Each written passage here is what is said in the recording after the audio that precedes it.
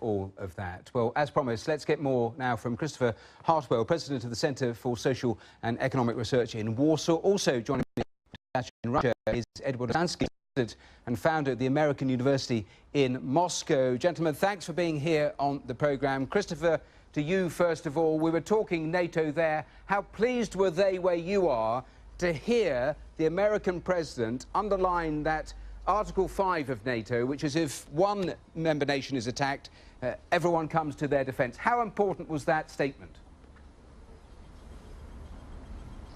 Well, I think it's incredibly important for the Polish people to hear that the United States still adheres to Article 5. I think given the travails that came with the Obama administration about the Poles and the Czechs finding out in the newspapers that missile defense was canceled, to have someone emphatically say that Article 5 is still in play, that Poland is still a part of NATO, that we are still going to defend Poland, I think this is a huge boost of confidence, not only for Poland but for the region. Edward, let me bring you in. Were you at all surprised in terms of Donald Trump's comments about Russia, how their destabilising activities were such a threat? Were you surprised to hear the president say that? Not at all.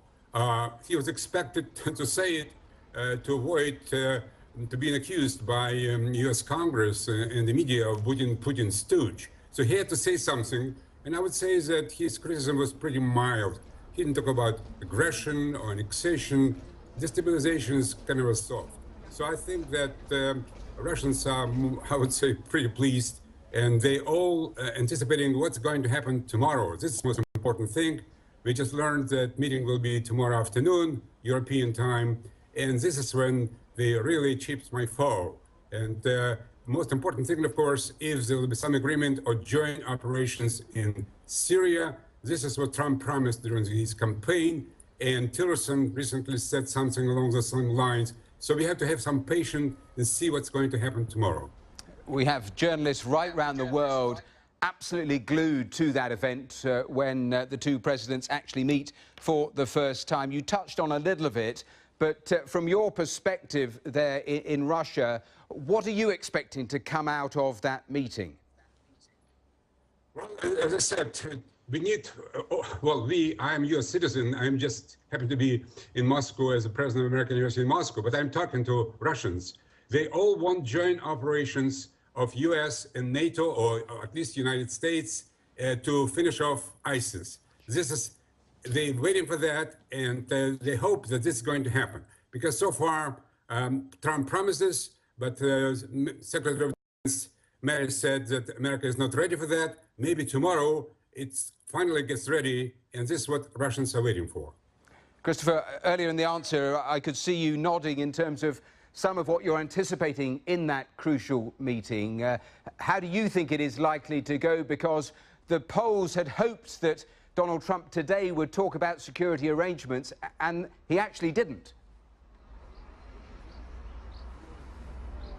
No, I agree with what my colleague just said. I think that Trump said things that were different for him to actually call out Russia in a speech in front of Poland. And I think that was kind of manna, not only for the Polish crowd, but also for people back home. But he did use the words destabilizing. He didn't say aggression. He didn't say invasion. He didn't say things that the Poles are experiencing every day here in terms of their worries economically, in terms of their worries in a security sense. So Trump is in a tough position. I mean, let's be fair to the guy. He's got to straddle U.S. national interests. He has to kind of square the circle with NATO and what NATO's responsibilities are. He wants to have Russia involved in Syria and try to find an amicable solution with ISIS. I don't think that's actually going to be possible, that the U.S. and Russia can work together amicably, but Trump still thinks that it can. So he's got a lot of things in play here, and he's trying to square the circle. He's not using the words that he should be using, but he's taking a step at least in the right direction.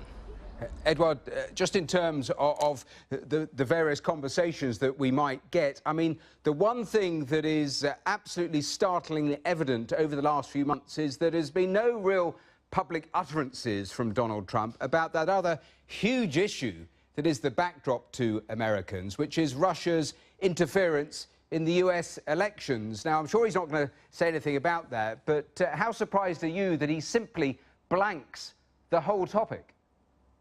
I think he mentioned something about this, but most important thing is that even if Russia did interfere, although we're still waiting for the proof from General Counsel, it didn't change the results. And everyone agrees, even Democrats agreed that Russia's interference, I mean, quotation, has to be still proved, didn't change the results. So maybe the best thing is for Trump and Putin to shake hands and promise in the future not to interfere, because Russians accuse the United States also of interfering in elections, and they have some proof to that.